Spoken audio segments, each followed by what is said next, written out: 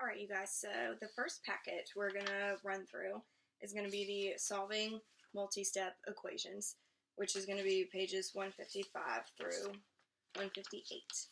So I think this is going to be review for you, but it's important that we do review it before we jump into the rest of the packets. So this first page here is making word problems into that multi-step equation to then solve for x. So I'm just going to run through one of them so that we feel comfortable doing that. So it says, just for number 1, so a number is divided by 3, and then 4 is added to the quotient. The result is 8, and wants you to find what x is. So as soon as it says a number, that means we don't know what the number is, and that's going to be my variable. So I'm just going to go ahead and write a number, x. Okay, a number is divided by 3, okay? So it says my x is going to be divided by 3, and then 4 is added to the quotient.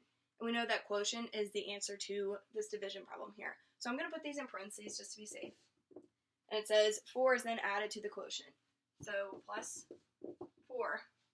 And then the result is, so it equals 8. Okay, and then we're going to solve that in 2 steps to get our final answer for x.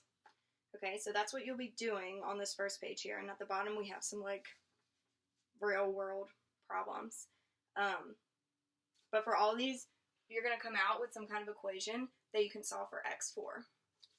So on the following page, it's just a bunch of practice problems solving these multi-step equations. So our end goal here every single time is getting the variable by itself. It's not always going to be x. I think it's different in every single one of these problems. You want to solve for that variable, and you want to be really careful in how you do this. You want to make sure that you're using opposite operation and making sure everything is mathematically correct. Otherwise, I think you guys are pretty good at doing this. The nice thing about this is you can check and see if your answer is correct every single time. Once you get that variable, you can plug it back into your equation and make sure it's correct. So this is a very self-checking kind of thing. So I'm just going to do like 1 or 2 of these problems to make sure we're all good, especially with like fractions and negatives. So I'm going to look at number 7. So we have 16 equals d minus 12 all over 14. So your first step cannot be to get rid of this 12. This whole top number is being divided by 14. So in order to break in there and get to this d variable, you have to somehow get rid of this 14. We don't want this fraction anymore. We have to do some math here to somehow break away to get closer and closer and closer to d.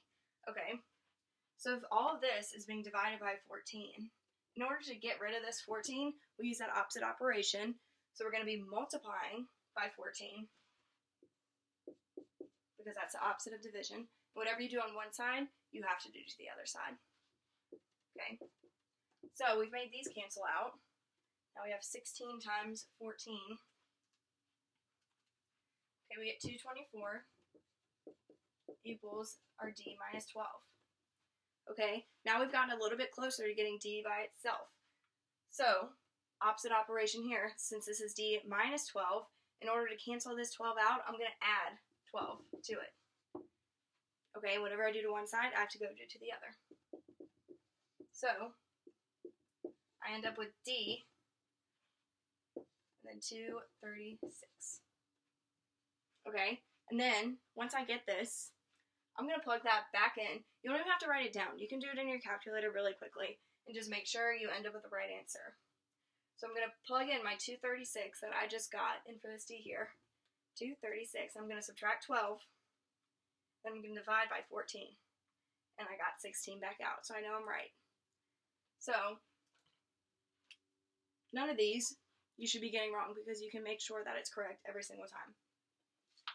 Just make sure you're being really careful with your negatives, and like in situations like these, making sure you do the proper first step. Right here, I can't get rid of this 12 first. I have to get rid of that 14 first. So, be careful. And don't be thrown off if the variable is on a different side that you're used to. it'll be swapped throughout, I think, all of these questions. So page 157 is this pretty much the same as 156 and 158. So all of them kind of have all these different practice multi-step equations along with a few word problems. So I'm going to do one of the ones at the bottom of page 156.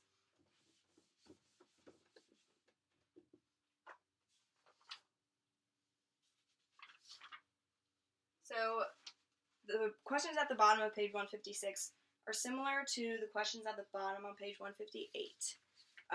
The questions at the bottom of page 157 are a little bit easier than these, so I want to work through at least one at the bottom here. Because the wording is a little bit confusing, but it's just as easy. So it says, find 3 consecutive integers whose sum is 96. Okay, so we first have to think about what do we mean by consecutive integers? Okay, so what that's going to look like. It's like 1, 2, 3, or 10, 11, 12, or 113, 114, 115. 3 consecutive integers are just going to be 3 numbers exactly in a row next to each other, as if you would be counting. Okay, so we're not skipping any spaces, because these are just 3 consecutive integers, 3 consecutive numbers, okay? So, the problem here is, we don't know which 3 consecutive integers they want us to choose. These, or these, or these. There's an infinite amount of 3 consecutive integers, okay?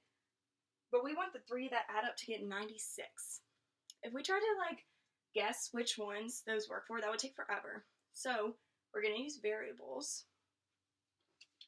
Okay, we're going to call the very first consecutive, or the first of the 3 consecutive integers x, okay? So let's pretend like we're just using this one. I'm calling this x, okay? The second integer would then be x plus 1. It's just one space over, so plus 1. And then the third is going to be x plus 2, okay? And then if we had a fourth, it would be x plus 3. So it's just adding 1 every single time.